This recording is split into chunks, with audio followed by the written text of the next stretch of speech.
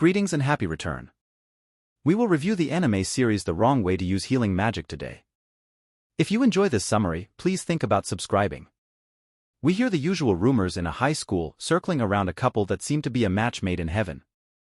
The rumor of their supposed relationship is so strong that even the class clowns are forced to concede defeat.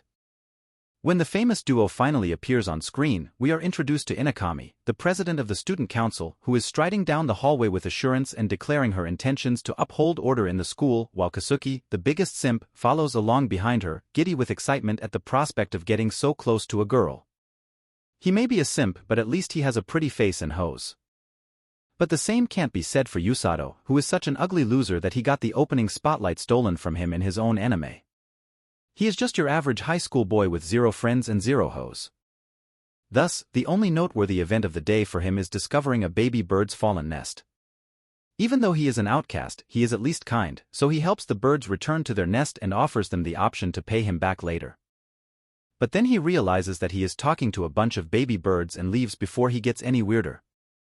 In an attempt to break the monotony of constantly talking to birds, he extends an invitation to all the other exceptional high school students, wishing he could be like them too.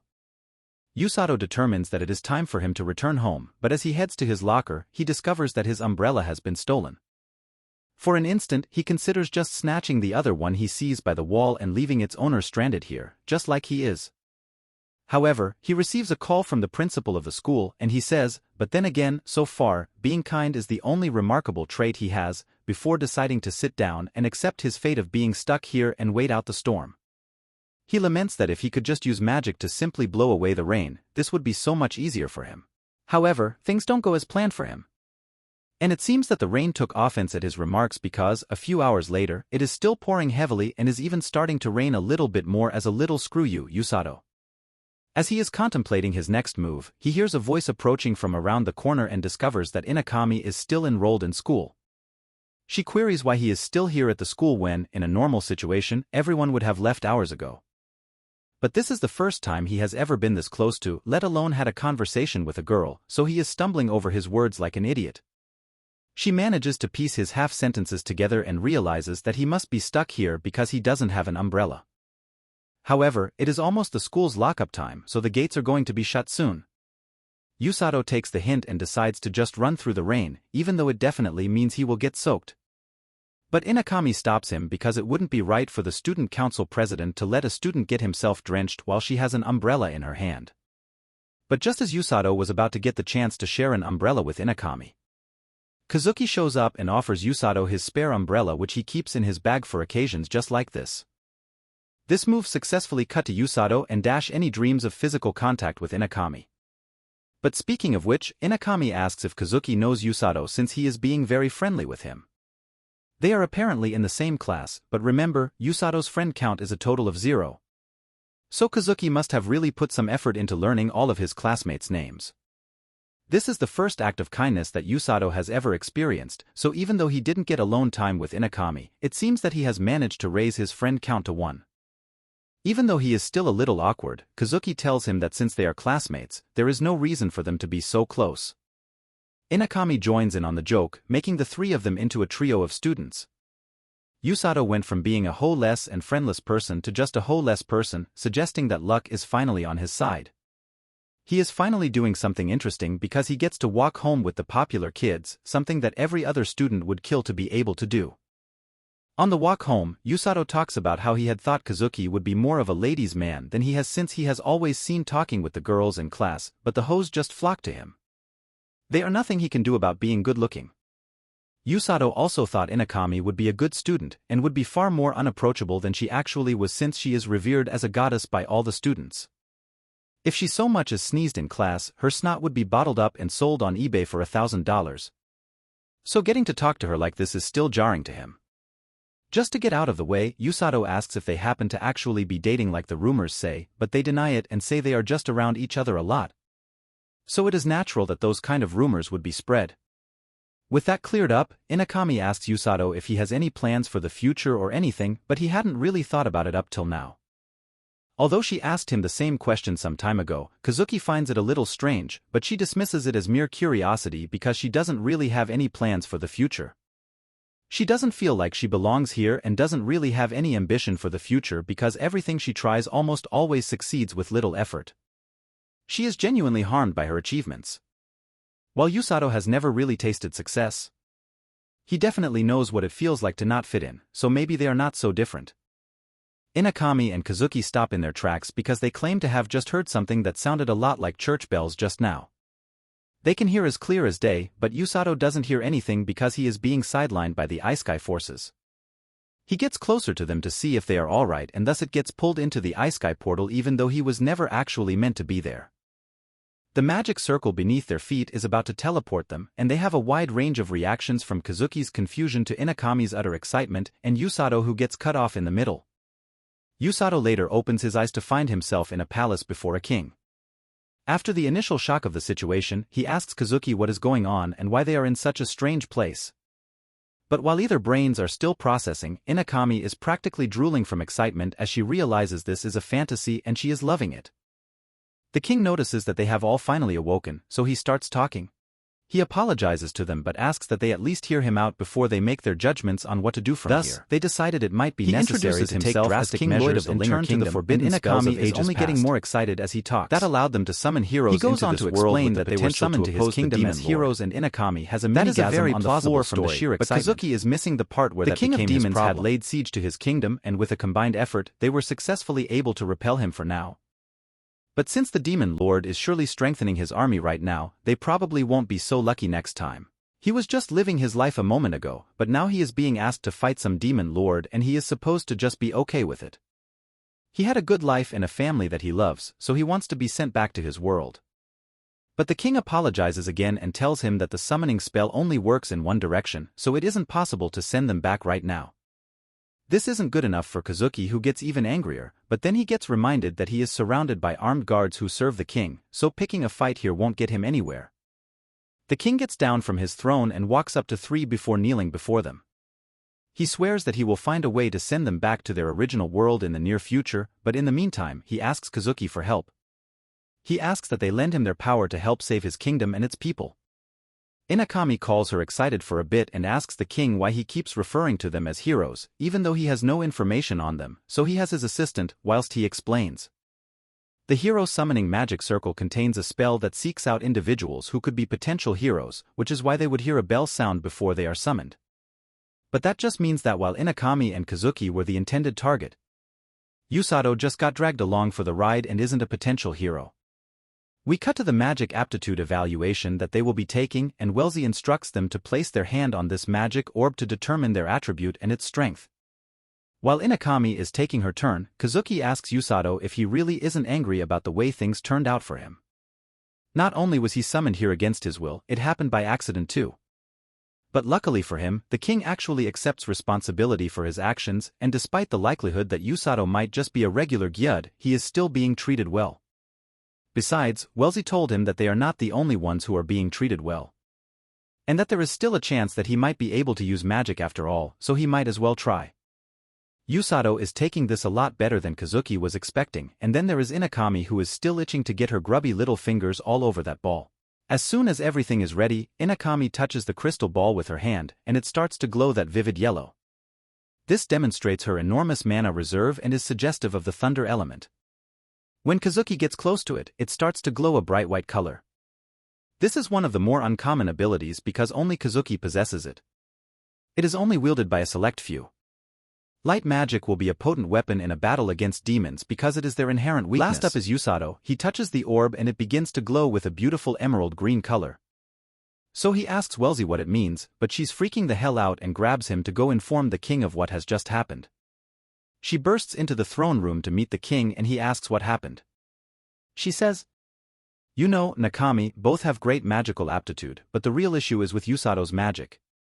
The king doesn't understand what the big deal is and jokes that it wouldn't even be that bad if Yusato's magic was the dark element. However, Wellesley notes that when the king's aptitude test result turned green, his expression changed to "Go**t, this is bad." Yusato thinks he might be radioactive or something because of the way they are responding, but it's much worse than that. For his own protection, the king begins to arrange Yusato's relocation. Yusato queries whether his talent is truly that uncommon, but the truth is that someone else possesses it, which is problematic because she is very unfavorable. And as if on cue, the woman they were talking about bursts into the throne room. Everyone who knows her has a look of fear on their face, but Rose is just being diligent in her service to the king. She was supposed to be on vacation right now, and she decided to come in and check on the status of the summoning ritual. She spots Usato there and asks if he is one of the heroes, but the king, trying to draw her attention elsewhere, says he is just a random kid who got caught up in the summoning ritual by accident. Rose believes him and introduces herself to Usato as the captain of the kingdom's rescue squad. Wellesley then redirects her attention to the crystal ballroom where Inakami and Kazuki are waiting, so Rose begins to leave, much to the relief of the king. Usato has never been told what kind of magic green is supposed to mean, so he still has a lot of questions that he would like to have answered. Sadly, Rose heard what was said, and she moved quickly to kidnap the boy as soon as she realized that his magic was green. Wellesley creates a magic bubble and sends Usato hurtling out of the castle at a high speed after the king issues a code red and orders her to get him out of there for his own good. However, Rose is always up for a manhunt and follows him at lightning-fast speeds. She closes in on the bubble and pops it, along with Usato's entire digestive system, with a single blow. From the courtyard, she tells the king that she will be taking Usato. But he doesn't need to worry because she will turn him into a proper healer with her training. The king can do nothing but watch as Usato gets abducted, and the news is later broken to Inakami and Kazuki. They ask if he is in any danger, but it's not like there is a threat of him dying, but there will definitely be psychological damage inflicted. Green signifies healing magic, which is extremely rare for one to possess. So Rose, as a healing magic user herself, took Usato to train him on how to use it. Her training methods are somewhat problematic. They breach certain Geneva Convention restrictions, OSHA regulations, and health and safety requirements. Rose tells Usato that he has healing abilities, and that's why she brought him here to train him to become one. As soon as she calls on the boys to meet Usato, he finds himself pinned against a wall and surrounded by 5 large, strong guys. Rose gives one of them a roundhouse kick and continues her explanation, telling them not to frighten Usato. These guys are part of the rescue squad, but they aren't actually healers. There are 2 other healers in the rescue squad, but they are stationed elsewhere right now, so Rose is going to take on his training personally. There wasn't much he could do about the situation. So he chose to just sleep it off and see what happens, and as he awakens the next day, he finds that he is still in this world. The other members of the rescue squad who are currently getting breakfast ready come into the room and tell Usato that he has visitors here to see him. He is surprised to hear that and goes out to find Inuminaki and Kazuki have come to check on him. They got worried when they heard that a green-haired lady just grabbed Usato and left, but it seems he actually isn't in any serious danger from his current condition. He tells them that he is fine, but then he remembers that he is still meant to be training under Rose today, and he is still thoroughly screwed because that walking tank of a woman is going to personally train him. He may be alive right now, but there is no telling if he will still be breathing by tomorrow. The others ask if the training is really that bad, and from what he has heard about it, it really is that bad. But he seems oddly calm about his fate, since he already resolved himself to complete the training no matter what it does to him. There is nothing better for him to be doing anyway, so he might as well put up with it for now since it will give him a chance to not be so useless in this world. Inumaki finds what he says to be inspiring and makes a promise to do her best with her training as well, and that lifts Usato's spirits a bit as he starts talking about the kind of cool hero training they might do.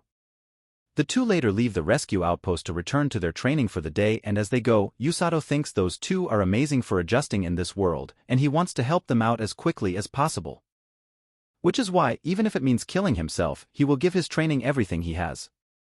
Speaking of the devil, Usato is startled when Rose appears and inquires as to whether the heroes have finally left. His response is remarkably robotic. Rose tells him not to worry because he is not incarcerated or anything. As long as they are not training, of course, he is free to speak with his friends as much as he wants. She hands Usato a diary and instructs him to record his training routine or his time spent here. And when they give you a diary before you even begin training, you know it's going to be traumatic. She informs him that they will start after they finish their breakfast, so he needs to get ready. They start their training after breakfast, and to their surprise, it wasn't nearly as difficult as Usato had anticipated. She tells him to just concentrate on the sensation of magic in his body for the time being, even though all they were learning was the fundamentals of magic and how to control it. Despite never having seen this language before, he opens the book and discovers that, as Rose says, he can understand it. That is the translation enchantment that is immediately bestowed onto everyone who is called into this world by the hero. She points to the first page of the book and shows him the location of the kingdom of Linger on the map, as well as the location of the demons. And the kingdom is literally right next to the demon's front door, so the next time they decide to go on the attack, Linger is going to be the first to be attacked. This part of the training wasn't so hard, but then day 2 came and he was made to run. He doesn't know how this was meant to help him with his magic, but he ran until his muscles gave out due to soreness, and once that happened, do you think he got to rest? Nope, Rose just slapped the shit out of his legs with healing magic until he could move again, and instructed him to keep running after that. He is going to run till the day he dies, and when he does, she will use healing magic to bring him back to life so he may run some more. This is the trauma that the journal was intended to record. Usato has a long way to go since even though he has improved since day 2, the other members of the squad are still passing him easily while they are out in the fields on day 4. He continued to run into day 5 and then day 6 until he slipped and fell in the rain, but the hellish training seems to have had some effect because Basato can now see the glow of the healer light coming from his hand, but with all the pain he has had to go through, he can't even be happy about it. On the 7th day, there was still no rest for Basato as he was forced to run until his body gave out yet again, and on top of that, Rose kicked him in the butt with force that can split a tree in half. She tells him that the more he hates her, the harsher she will get, and true to her word, Basato got his butt kicked repeatedly, day after day, until his body was forced to learn how to output healing magic for its own survival. Not only could he mend his shattered butt, but he could also take care of the ache in his muscles from jogging all the time by himself. He has been able to run without tiring out ever since he discovered how to use his healing magic, but even so, he is unsure if completing laps every day will build up his strength to stand by Kazuki and Inumaki. Since he already knows Rose would only punish him for having such thoughts, he is keeping his misgivings to himself in his diary for the time being. She screams that Basato needs to do 30 more laps before he can end his run for the day, as if she can read minds. It's personal now. Basato is only going to finish this training and show Rose that he can handle everything she throws at him. He isn't doing this to aid his pals anymore. The following day, Busato's training schedule included a new objective that required him to perform nearly 1,000 push-ups in a single session. After completing more than 800 push-ups, Basato is beginning to weary, but his ability to self-heal means that ripped muscle fibers are insufficient to stop him now. He needs to have the physical strength to run away from the enemy if needed. The faster you can run on the battlefield means the faster you can save your allies from the brink of death, so it is very important that you strengthen your body as much as possible to be an effective healer. This time, Rose doesn't yell at him and just tells him to get back to doing his push-ups. The next day, his routine has become running all morning and then late into the evening he does push-ups. This time, as he is doing his push-ups, he can feel that his body has gotten lighter for some reason, probably because the training is paying off, so to offset his new physical capabilities, Rose added weights to his workout routine for the next day. After that, Usato came into the house to find that his lunch had been stolen by one of the members of the team, and he wasn't going to stand for such injustice, so he was ready to lay the smackdown on that guy if he can manage to catch up to him. He was complaining a lot at the beginning of the training, but now he is starting to get used to it more and more, which may not exactly be a good thing. A week later and 21 days since Usato began his training, Kazuki and Inumaki pay him a visit. What they see astounds them. Usato is performing push-ups, but because Rose is seated on his back and there is a 10-ton boulder thrown to the mix, these push-ups are really challenging. Usato concludes by stating that Rose is so light that this much is nothing because he has begun to get the courage to respond to her whenever she attempts to disparage his performance. Soon after, Rose added another boulder to the one that was already on his back, almost completely squashing Usato, but he still manages to cling on for dear life. Usato started to regret what he had spoken. He uses his healing magic to repair the broken bones he must have lost. The pain he must have gotten then continues to push through the pain, and that's the kind of thing Rose loves to see. At this rate, she thinks she will be able to take Usato with her onto the battlefield sooner than expected. As Kazuki and Inumaki watch what just happened, Kazuki can't believe how cruel the training he is undergoing is. But all Inumaki sees are those mouth-watering muscles that Usato is now packing. The knight captain that came with them is outraged by what he just witnessed and yells at Rose for trying to break the spirit of a young man. This kind of training would have left any regular man crippled, but even if she could heal him afterwards, the psychological damage wouldn't be going anywhere. However, Rose doesn't see a problem with her methods since Usato seems to be adjusting to it well enough. Plus, she plans to have him be her right-hand man, so she can't afford to take it easy on him just because of his sanity.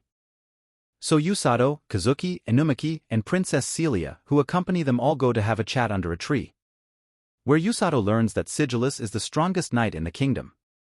He's currently the one teaching Kazuki and Inumaki how to use a sword in battle, which Usato finds awesome.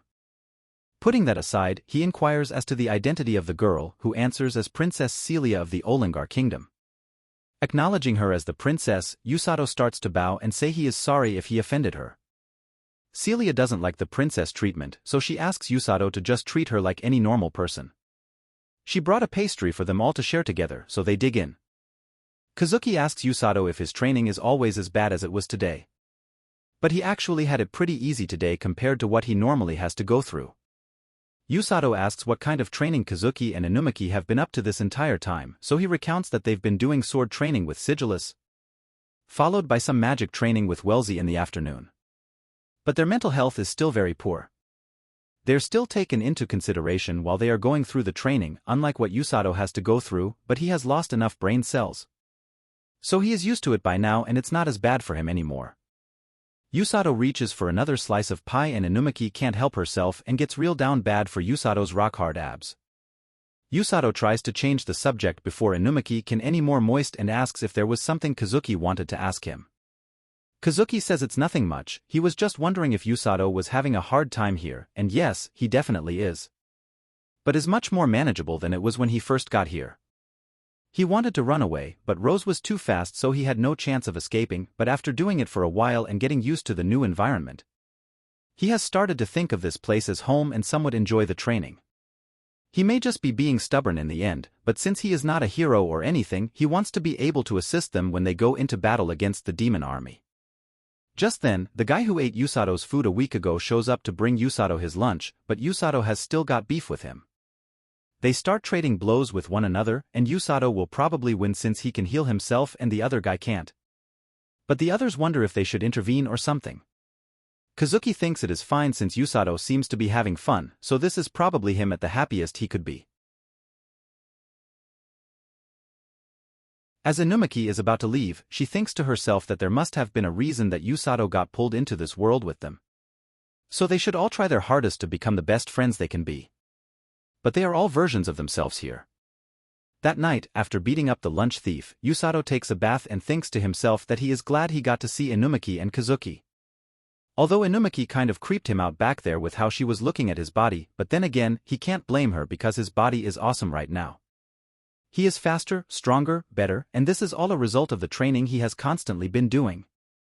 Pushing his body to its very limits and then healing it back up with his magic for an incredibly fast growth rate.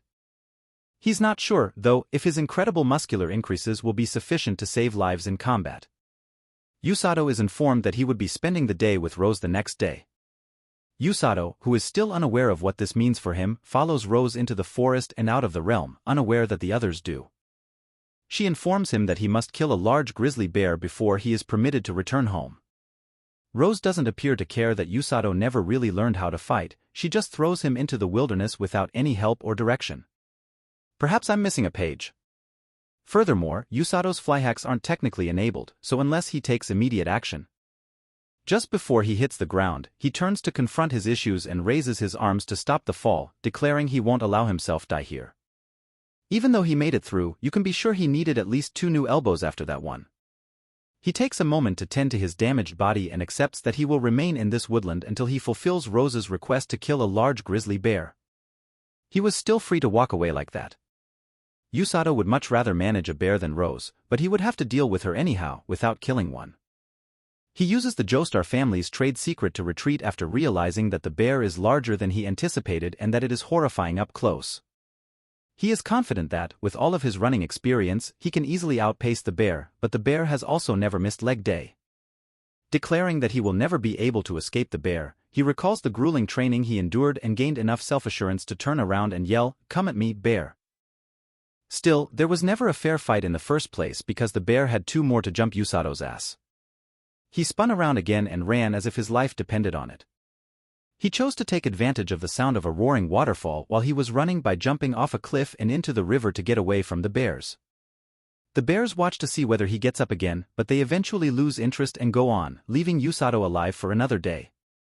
Some water, a knife, and some bread that can also substitute for a weapon to deliver blunt force trauma. He still doesn't know how he's going to manage to take out a grand grizzly, but there's no use worrying about that now as it has gotten too late to do anything more. So Usato just decides he'll deal with it tomorrow and covers himself so he can safely get some sleep. The next morning he heads out and begins strategizing for the takedown of the grizzly bear. And the first thing on the agenda is to find out where the thing lives so he can plan on an ambush on it. He begins making his way through the forest and marking out his path so he doesn't get lost when he comes across some bear claw markings on a tree nearby. So he starts worrying that the bear might be nearby right now. However, as he draws his knife in preparation for a fight, all he sees is the head of a little bunny looking at him. The bunny appears to be hurt on its back. And even though he is still in a survival situation, Usato decides to be nice and heal the bunny so it can live another day. He then gets back to his hunt for the grizzly, but now he has the bunny following him around. He tries to tell it to leave him alone, but the bunny keeps following him around until he tells it to stop unless it knows where to find a grand grizzly. To his surprise, the bunny knew exactly where to find them, and proceeds to lead Usato to the exact location of the grizzly bears who are currently sleeping. For now, he decides it would be best to just observe rather than going straight for the stealth kill achievement, so he heads back to camp. He is now required to drink untreated river water on day 3 of his wilderness trial, which I'm confident won't have any long-term impacts. Usato grants the bunny's request to spend time with him while he was gathering some, provided it doesn't act rashly while they are once again monitoring the bears. Usato is beginning to think the bears are incredibly cute as he observes them acting normally and there were no noticeable alterations to their behavior patterns. It also helps that he has this cute bunny around to accompany him, so he's having a bit of fun now. It's day 4 and Usato is no longer having any fun. He just spent all morning shitting his guts out thanks to that untreated river water. And healing magic has no effect on his current bull blasting syndrome, but he has no other water source, so at this rate he's going to be done in by water. While writhing in pain, the bunny comes over to check on him. And Usato is happy he gets to see his bunny friend before he dies of water poisoning, but the bunny is more than just a cute companion and actually has valuable information about the area and leads Usato to a pool of clean water in the forest. Even while it's not flawless, it's unquestionably far superior than river water. At that moment, the bunny exhibits strange behavior and, for unknown reasons, decides to flee by climbing a tree. Usato enters the tree with the bunny even though he has no idea what is wrong and believes it can't be something positive. Though it did appear to care while they were observing the grizzly bears, what type of creature could be causing it to react so violently? It must be feeling the approach of a predator. Soon after, he spots the enormous snake gliding through the jungle in search of prey. This is his answer. This wasn't in the forest guidebook, but even he can tell that he must never go near that thing if he hopes to be able to survive this forest. As the snake passes, he breathes a sigh of relief and goes back to his normal routine. For days have passed since he encountered that giant snake in the forest, and he has finally started to get over the fear that it caused. He has kept on watching those grizzly bears and still finds them really cute. But the fact still remains that if he doesn't kill the grand grizzly, then Rose won't let him go home, so he is inevitably going to need to kill that bear sooner or later, so he decides that he will finally do it tomorrow. Usato's bunny pal is pleading with him not to go just yet, but he has to do this regardless of the consequences. Usato agrees to stay back till the rain stops because the bunny hasn't let him down yet. When the rain stops, Usato leaves to complete the task assigned to him and makes his way to the grizzly bear lair. However, when he gets there, he discovers that someone else has already killed the large grizzly and beat him to it. Based on the appearance of the bear's bite marks, we can see that the snake was the one that did this to them, and what's worse is that the snake was clearly just itching to kill something since it clearly didn't kill them for food or because his scary healer lady was forcing him to do it. The baby bear tries to get its parents to wake up, but they are dead. Usato hates losing, which is why he kept up with Rose's unreasonable training methods, but back in the kingdom, Inumaki and Kazuki go to visit Usato again and are told that he isn't here at the moment. He has been out training in the forest for the past 10 days so far, but Kazuki thinks that it is a bit too long to just be training and starts probing for the details of Usato's training regimen, but the guys don't want to give any details without Rose's permission. So they feign ignorance. Kazuki is still really worried about Usato, but Inumaki doesn't seem all that bothered since from what she knows about Usato he'll be fine. Meanwhile, Usato is preparing for war out in the forest. And after making sure he is ready, he asks the bunny to show him the way to the giant snake. Understandably, the bunny is hesitant to go anywhere near the snake, but Usato assures it that it won't have to stay there. All it has to do is lead him there so he can fight it. Eventually, Usato stumbles onto the enormous snake's lair and discovers the newborn bear who, in an attempt to exact revenge on his parents, has just suffered his first loss in his shounen career. That's exactly what he intends to accomplish. Rose is the scariest person there is, so this shouldn't be too horrible. He lunges forward, almost taking his face off as he tries to stab the snake in the face. By sidestepping the snake and stabbing it in the eye, he effectively creates a blind zone that is vulnerable to more strikes. The snake anticipated this and lured Usato into a trap for it to bite into its arm, but just as the snake thought it had one, found out that Usato has a second health bar. He managed to do some good damage to the snake. But now he's got the problem of being poisoned. Luckily, his bout of dysentery from earlier taught him a valuable lesson on how to deal with poison as a healer. If your insides have been affected, then just use healing magic to replace your insides. Having neutralized the effects of the poison, he runs forward to attack once more and the baby bear is already on its power-up arc as it holds the snake in place, allowing Usato to get on top of it and bring it down with his skull-cracking punch. After that, he keeps dragging the spear through its brain until the snake eventually stops moving, at which point he declares victory in the fight. As Usato falls to the ground, the bear, who has now made friends with my erstwhile foe, approaches him. It is appreciative to Usato for taking revenge on its parents, but Usato is unable to repair any of its wounds because it requires a great deal of magic power to replace one's insides, and as a result, he is barely able to move at all. At that moment, the snake made its second health bar visible. And when he is going to be executed, Usato curses Rose's name since he is immobile. But Rose has been waiting outside the forest this entire time in case something bad happened. And that bunny that was following Usato around was actually her pet all along. She never actually expected him to win a fight against a grizzly. Even the best of the kingdom's knights wouldn't be able to handle one alone, so she just wanted him to gain experience by fighting a strong monster. But then this demon snake showed up and ruined it. It was a modified monster made by the demon army. During their last invasion, Sigilles failed to finish it off as it somehow ended up here, and she had to say that she is really impressed by how well Usato did against it. In regards to his training, he passed with flying colors. So she carries him out of the forest and back to that clifftop. She is proud of how much he has grown and tells him that he has the right to stand beside her on the battlefield. He has everything she is looking for: a strong body, high pain tolerance, and a strong will to go on. Though he still lacks battle experience, they need to make it in time with the training because the demon army will be making their move soon. Upon hearing the news, Usato believes she means that war will break out soon. And he is correct in that assessment. And when the war inevitably arrives, he will be tasked with healing the injured on the battlefront. This means that he is going to have to go out onto the front lines. Usato is a bit nervous about being on the front lines of a war. So he asks why the other two healers can't handle the front lines instead of him. While there are two other healers, Rose says they have other places where they are best suited. But not Usato, who will be vital to the lives of the soldiers who will depend on him since he possesses the necessary skills to keep up with Rose. Not too much, but definitely a lot of pressure. Besides, Usato has plenty of time until he has to worry about that. And hopefully he'll be ready by then. On the demon continent, in the meantime, the demon king inquires of one of his generals how the planned invasion is coming along, and it appears that there won't be any delays. Though it is wise to exercise caution given that the kingdom was able to briefly repel their armies, he does anticipate to triumph. Thus he puts his general in command. And tells her that while he doesn't expect her to fight to the death out there, she had better at least come back with a kill ratio above 1.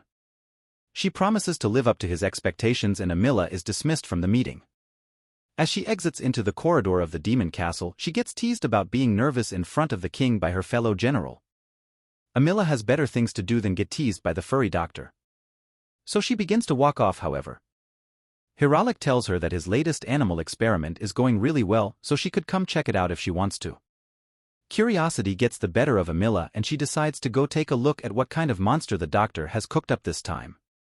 It's a giant snake with potent venom, but that's just the same as the one he made last time. And didn't it end up escaping after they poured a lot of their resources into it? The last one was defeated by a knight named Sigils and ended up escaping. But there is no need to worry, as this one is far stronger than the last. Amila certainly hopes, since there is a threat in the kingdom that is far greater than that of sigils. Hiralik knows what she is referring to, as he has heard the rumors as well.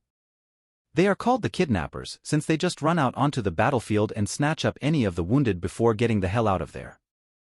The efforts of these rescuers in reducing casualties have allowed the Linger to maintain its position. Furthermore, in addition to being an exceptionally formidable warrior, their boss is also a healer, able to restore injured soldiers to the fight. It is not the place of a healer to take out bosses on the field. Do you believe Rose is concerned, though? Rose and Amila's master had a past together. So Amila hopes to be able to kill her with her own hands if they ever cross paths. Unfortunately, that won't be anytime soon, as since she was put in charge of the battle, she is not going to be taking part in any battles. The front lines are going to be handled by that guy over there, the immortal dark magic user. Meanwhile, Yusato has finally settled back into a normal life and is just glad to have a bed again. Early that morning, he heads over the pens to wake up his bear companion. And as it wakes up, he offers it some fruit that he found in the dining room. It seems to like it a lot, so Yusato tries a bite of the fruit. And it apparently tastes a lot better than it looks. So that bunny that was spying on him for Rose wants a bite of it as well. Yusato hasn't forgiven it for betraying him yet, but then again, it's a very cute bunny. Gives the fruit to the bunny as well, giving in to Yusato's jealousy, which prompts Blurin to get another one. Rose approaches him and criticizes Yusato more harshly for the bear's name. Nevertheless, she informed the king about the bear and they were granted an extension of the budget to deal with it. Although Blurin is formally a member of the rescue squad, he will also need to carry some of the responsibility around here. But in actuality, Yusato is the one who is pulling all of Blurin's weight, as he is now carrying him on his back for training. Rose says this is necessary to simulate the situation where he will be carrying a person's body in his back and running through a battlefield. As he is running though, he gets attacked by the rest of the rescue squad who were tasked with recreating the conditions on a battlefield, so they are all going to be after him. For the entire duration of the run. An hour after the initial attack, Yusato gets surprised attacked again by one of the guys popping out of the ground and the other throwing poop water at him. Many other things are thrown at Yusato, but he is able to dodge and evade most of them with ease. However, as 6 hours drag on, he finds that he is much more tired than he normally would be at this point and ends up collapsing. He knows that he normally should be perfectly fine with running for 6 hours straight, but his body has already given out. Rose comes up to him and explains that the reason he feels much more tired than usual is due to all the stress, anxiety, and frustration that comes with the environment of a battlefield. He says that he is not going to be able to get away at you until you physically can't go on any longer, and the best part is there's no way around it, you've just got to get used to it. Rose heals Yusato and tells him that once his magic levels have been restored, he should go into town and run around. Yusato does as he is instructed, and as expected, people begin to stare at him as he runs through the town carrying a blue grizzly bear. The people slowly realize that Yusato is one of the most dangerous monsters in the world, so they now know that there is nothing to be worried about. Blurn's nose picks up a good scent and he wakes up to tell Yusato to follow the scent, which ends up leading them to a stall where the delicious fruit from that morning is being sold. Yusato apologizes to the lady since he doesn't have any money on him to buy anything, but he asks what that fruit is called since he doesn't know what it is. She tells him it's one of the national fruit varieties. Yusato has one more inquiry, and he wonders why nobody seems to be freaking out about the terrible creature he is carrying in his back. The least responds that it's because they are aware that he is a member of the rescue team. The fact that he is dressed in a dusty uniform and that the other rescue squad members occasionally dash through town let them know. So if the people could get used to those guys' ugly faces, then there isn't much that can scare them anymore. Yusato thanks the lady for the information and promises to come back some other time and buy some fruit. But before he leaves, the lady offers him one for free to commemorate their acquaintanceship. Yusato thanks her for the fruit, but he doesn't get to enjoy even a bite of it as Blurin chomps down on the entire thing and also a bit of Yusato's arm as well. Yusato gets moving again, and as he leaves, a girl who was assisting the old lady comes out and asks if the boy who just left happens to be a part of the rescue squad, and it seems like she might have some interest in him. As Yusato was getting closer to the castle, he decided that he might as well visit the others since he was here anyway. But as he continued to run, a blond man notices him and starts trying to catch up to him, but he clearly can't keep up at all. As he is about to pass out from tiredness, Usato turns around to save him and transport him to a location where he can recuperate. Orga is this person. He's one of the other healers that was previously mentioned. Rose was accurate, despite the fact that he appears more kind than Usato, he is a wimp. Orga is rather amazed with Usato's ability to stay up with Rose's training schedule because he and his sister could not keep up with it. 5 years younger than him, his sister is the other healer. Together, they operate a clinic in the town where they use their magical abilities to heal the locals. But if he was so skilled at using healing magic, why couldn't he heal himself to regain his strength while he was pursuing Usato? Orga's healing abilities are primarily focused on healing others, he just struggles with mending himself. When Usato inquires about Orga's position on the battlefield, he typically follows behind while the other members of the rescue squad bring the others to them. The only person who can heal the wounded back is Orga. Usato says that although Rose had requested him to fight on the front lines, he isn't sure if he is suited for such a role. Orga realizes what Usato is getting at and clarifies that in a war, the frontline knights and magicians are always the ones most in danger. This serves as a reminder to Usato that his pals are among those who are deployed to battle on the front lines. Orga understands that Rose wouldn't choose to go out with someone unless she genuinely believed he could take it, but he also knows that their only hope for survival is the healers scurrying around to save them. Orga needs to get back to his clinic soon before his sister gets upset with him. So Usato gets up to continue his training, but before he leaves, Orga asks him not to hate Rose too much since she may be a little abrasive at times. As Usato leaves, Orga's sister Ruru shows up and scolds him for leaving without her and the woman of a 5-year-old. Orga says he's fine, but more importantly, he got to meet someone very interesting. And he's sure she'll like him the next chance they get to see each other. Usato makes it up to the castle and is worried that Blurin won't be allowed inside since he is a monster, but to his surprise, the king already gave permission for him to go in with the bear. Usato enters the castle and finds Inumaki training with some of the knights, so they sit down to talk. Usato starts narrating the story of what happened to him while he was training all, but he is too distracted by how fluffy Blurin is. She asks if it is okay to pet him and Usato says it's fine even if she gets her hand bitten, he can just heal her afterward. Inumaki reaches her hand out to pet him and she indeed gets bitten. After Usato heals her, she asks if he came all the way here just to visit her, trying to get its tsundere reaction out of him like he really did just come here to see her. Kazuki as well, but it seems like he's not here right now. He went out with Sigillus and some of the other knights to gain experience in the forest, so when he gets back, it will be her turn to go get experience. Usato is sure she will do fine and tells her as much before getting up to finish off his training for the day. That evening, Usato meets with Rose and confides in her that, although he was scared to enter the battlefield, he now realizes that his fear is greater than that of losing his friends. Rose is relieved to hear Usato say that, as those are the qualities of a real rescue squad member. The king gives Usato the command to leave, and he wakes up to find a sack on his chest. He will be accompanying Inumaki on her upcoming training mission. As they head out, Usato asks Rose why he needs to accompany Inumaki on her training in the first place. After all, Kazuki had someone as powerful as Sigillus accompany him. She tells him that he was actually meant to join Kazuki as well, but at the time he had just returned from his forest adventure, so she refused the king's request. However, the king sent another request for a healer and she couldn't exactly deny his request twice, so Usato needs to go now. But there's nothing to worry about since he is not going as combat support, he is just there in case they need a healer. They arrive at the castle gates. And Inumaki is surprised to see that Usato will be joining them on the expedition, and even better, she gets another chance to play with Blurin since Usato brought him along. Though the real reason Blurin is here is because he kept biting everyone's hand. So he can't leave him at base. Moving on, Inumaki decides to introduce Usato to the rest of the party, so he meets Iruka the knight and Korin the mage. Usato is pretty sure he has already met the knight before, and he is right, as he sees him guarding the castle gate on his morning run. Just then, Rose walks up to Inumaki and warns her that Usato's healing magic isn't a get-out-of-death-free card. It can heal wounds and cure poison, but there are limits to its capabilities. She shouldn't take it for granted as a result.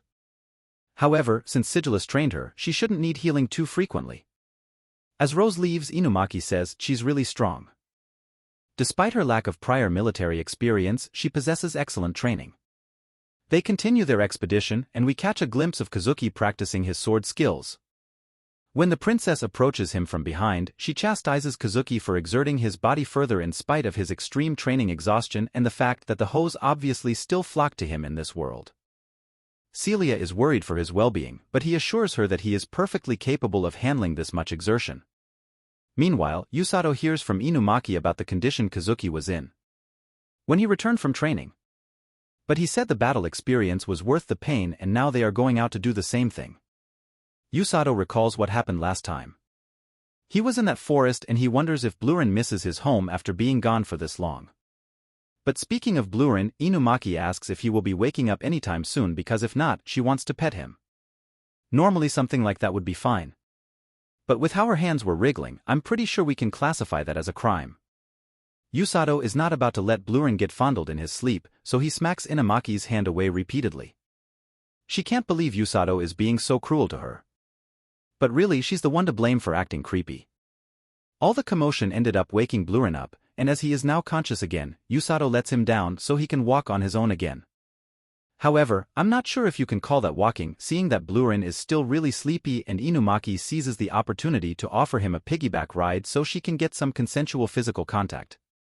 And while she doesn't get to feel his fur, I have to ask, was it worth it? Yusato ends up having to heal him and they continue the journey while he asks her to save the dangerous stunts for when they are in actual combat. It's something far worse, Oriko asks, but it's not monsters. Humans.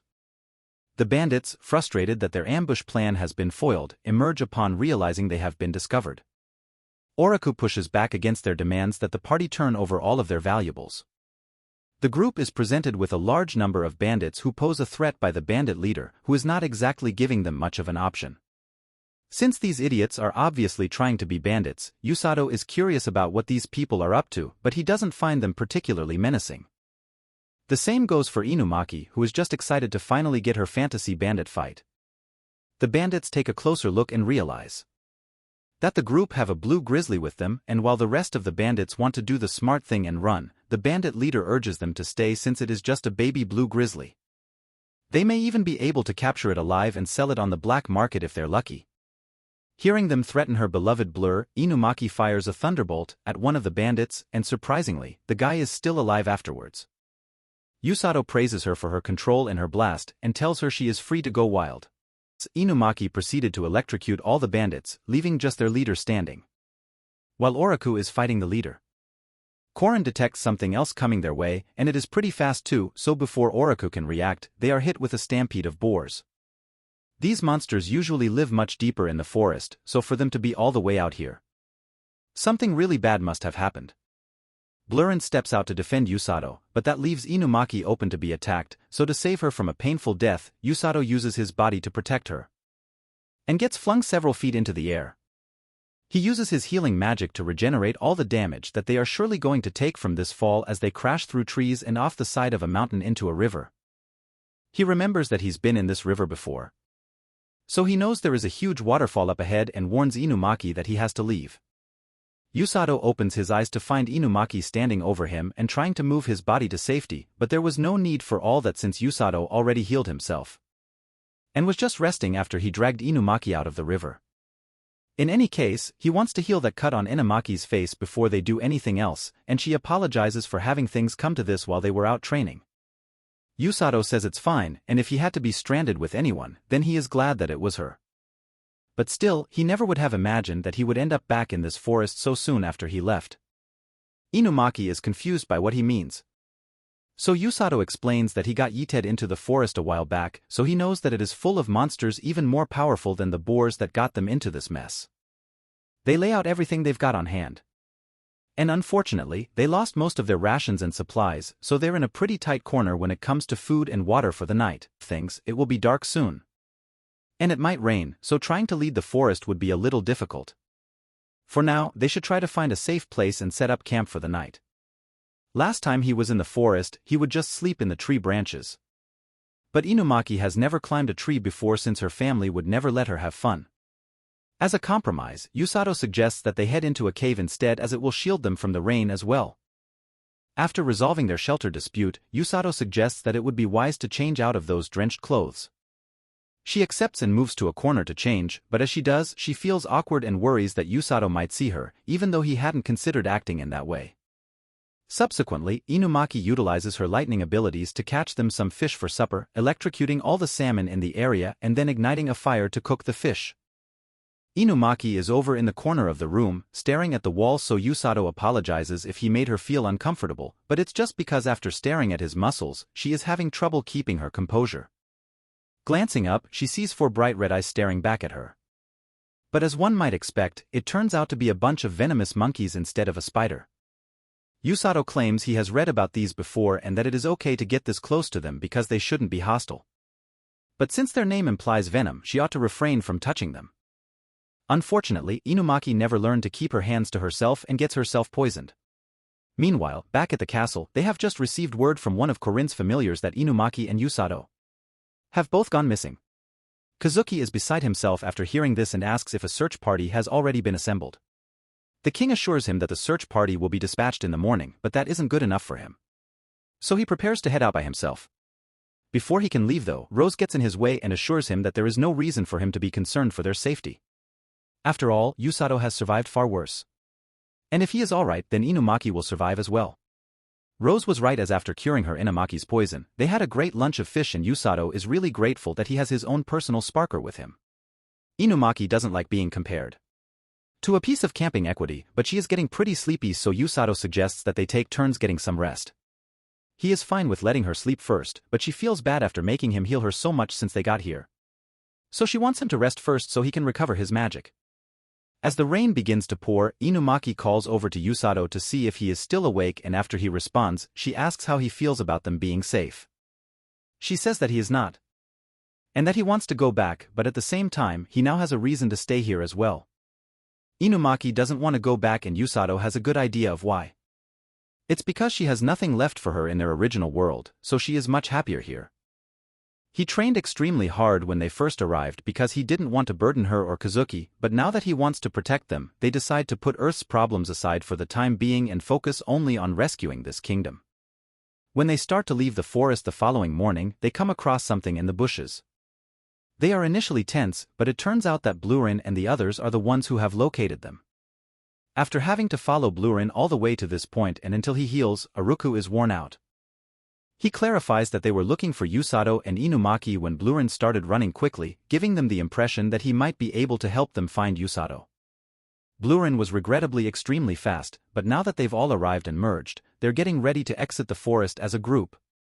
Later, Yusato and Inumaki meet with the king, who is happy to see that both of them survived the forest. He apologizes for getting Yusato mixed up in this whole mess, but he says it is fine since it wasn't his first time getting thrown into that forest. This confuses the king since there should have been no reason Yusato ever gets stuck in that forest, and this is where Yusato remembers that thing about Rose's training violating all the regulations imaginable. So to prevent fines or whatever the equivalent would be in this situation, Yusato lies and covers for her. Yusato then looks over at Rose and realizes that he has no reason to want to cover for her. All that training must have been messing with his head, and it is really frustrating. With that out of the way, the king tells Yusato that they will be reorganizing Inumaki's training for a later date. But for now, he wants to have a meeting with Rose and Sigillus, so he dismisses the kids. As Yusato and Inumaki leave, he can't help but worry about the situation, especially since it seems like they are talking about something really serious. He is worried that he might get fired, but there aren't many hero candidates available, so Inumaki is pretty sure their jobs are safe. Just then, Kazuki and Princess Celia come up, and Yusato casually greets them since it has been a while since they last saw each other. Kazuki can't believe they are up for small talk as they both got lost in a monster forest and are just chill about it. If it's not too much to ask, she would like him to refer to her by her first name instead of as the princess, and he's fine with that. While the king is having his daughter rizzed up, he is in a meeting with the generals as they give a report on what they learned from interrogating the bandits. The bandits were crossing the plains when they noticed that there were far fewer monsters than normal in the forest, and soon after, they were attacked by that herd. If what they said is true, then it means that the monsters are fleeing something in those plains, and whatever it is, it's not going to be good. They believe it may be the Demon Lord's army, and unlike their last battle, the Demon Army is likely going to call in all the troops that they have available for this war. For that, Reason, they have to be ready to go to war at a moment's notice, so Sigillus is tasked with getting the troops prepared. After Sigillus has left the room, the king tells Rose that he has a request for her as well. Normally, he wouldn't ask the head of the rescue squad for something like this, but they are in desperate times. He wants Rose to go to the front line and check how far the demon army has advanced, but it's only natural to assign the task to her since she is the fastest person in the kingdom. Before she goes, he has one more thing to ask of her, and for this, he gets down from his throne and asks her to consider returning to her post as the battalion commander. She shoots that down real fast and says she will never return to her post again. The guilt she bears is far too great, and she still hasn't forgiven herself for the lives of her subordinates that she lost. The scar on her I will never let her forget, and the memory serves as a constant reminder that once you're dead, you die. That is why she created the rescue squad, and it has definitely been a great help to the kingdom by saving the lives of dying soldiers on the battlefield. And now, she has finally found someone who can stare right in death's face and yell. Wasato is truly her perfect healer, so she is determined to train him until he is a better version of her. That aside, she is going to be carrying out the recommission as requested, so the king tells her he is counting on her. That night back at the rescue squad base, Wasato comes back in from feeding Blurn and finds a letter for him on the table. Rose had left it for him while he was out, and he is worried because this can't be anything good. When he opens the letter, he discovers that the enclosed letter is what he needs to deliver to the place indicated on the map. There will be no training tomorrow. Rose didn't tell them much before she left, so he asks if any of the guys know where she went. In the meantime, Amira is very excited about her role as commander here as the demon army works to facilitate their plans for invasion by building a bridge through the pouring rain. Black Knight, on the other hand, tells her that he finds it offensive. Even though they were equals before coming here, Amira doesn't like his attitude, so she makes it obvious that she is the commander and that he must follow her instructions. Black Knight doesn't really care and just walks away to wait until the bridge is completed. Herula comes over to see how things are going, and everything seems to be going according to plan, as in a few short hours, the bridge will be complete, and they will finally be able to begin their invasion of the kingdom. Just then, Amira receives a report from one of her soldiers that there is someone on the other side of the embankment. It is most definitely a scout for the kingdom, but she says it is fine to leave him alone, especially since by the time they get back to warn the kingdom, the invasion would have already begun thanks to the progress they've made in the bridge. However, moments later, a whole tree is chucked into the bridge and it is knocked into the river. Amira is having trouble processing what just happened, as there should be no way a single person can throw a tree that far. But as she looks up at said person, she sees Rose standing there and is enraged. Rose simply smiles and says, "I'm a head out, having had enough of what she came for." Even though the purpose of this trip was only reconnaissance, by demolishing that bridge, she was at least able to buy the kingdom a few more days. People seem to be staring at Usato quite a bit the next day when he is out and about in the town using the map Rose gave him, but this is more likely because he is acting far too normal for a member of the rescue squad. Usato happens to walk by the fruit stand he was at the other day and says he will return later to pick up some fruit since he has somewhere else to be. When he arrives at the address shown on the map, he enters to check whether anyone is there. When Yoruba emerges to greet him, she recognizes Usato from the rescue squad uniform and knows that he must be the man Orga was referring to previously. Orga is currently busy examining a patient at the clinic that she and her brother run, but she invites him to take a look if he so chooses. After the boy is healed, both he and his mother are overjoyed, and now that he doesn't need to concentrate anymore, he realizes Usato and Rururu were watching. They sit down to chat and Usato finally delivers the letter from Rose. While Orga is reading, Rururu chats with Usato about the resumed squad, and Usato ends up asking why she decided to quit. There were many reasons, like even though she's not as good as her brother, she is also specialized in healing others, so she couldn't keep up with the training. Meanwhile, as Orga reads the letter, you can tell that it's not good to hear bad news from his sour expression, but he tries to hide it from the others while they continue to talk. In truth, Rururu feels a bit bad that she couldn't handle Rose's training, especially since Rose put everything she had into training them at the time. But she couldn't make the cut and ended up being slightly scared of Rose. Although she seems to be much happier now that Usato is around. Just then, a man comes running into the clinic in a panic as he tells Orga that there was an accident where a guy fell off a roof, and on his way down he took out 2 other people, so they need help quick. Orga agrees to come and ask Usato if he will be willing to join them, so they all head out to the scene. Usato makes it there first, and Orga still has terrible stamina, so he catches up later. There are 3 people laid out on the floor bleeding. So after checking, Orga is sure that yeah, these guys are messed up pretty bad. He asks Usato to take care of one of them while he and Rururu handle the others. Usato prepares to heal the man's injured leg, but he is starting to second-guess himself because he has never had to heal an injury this severe before. And if they end up on the battlefield, he is going to have to heal injuries that are worse than this. Orga tells him to calm down and relax because to heal others, all he needs to do is believe that he can do it.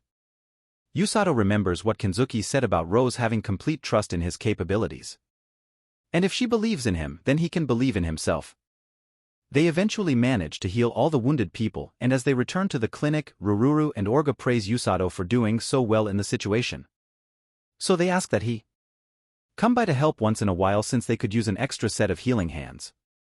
After Usato leaves, AMU turns serious as Orga informs Rururu that they have been called up to war as the demon army is approaching. Though nothing in war is certain, Orga reassures his sister that everything will work out. After grabbing the fruit he desired, Usato was about to return to the rescue squad base when a small girl unexpectedly grabbed him and told him he was the only one who could alter the future. She then goes ahead and lets Usato suffer through multiple time loops of trauma before leaving. This was the end of episode 6. Thanks for watching. Subscribe to not miss the next part.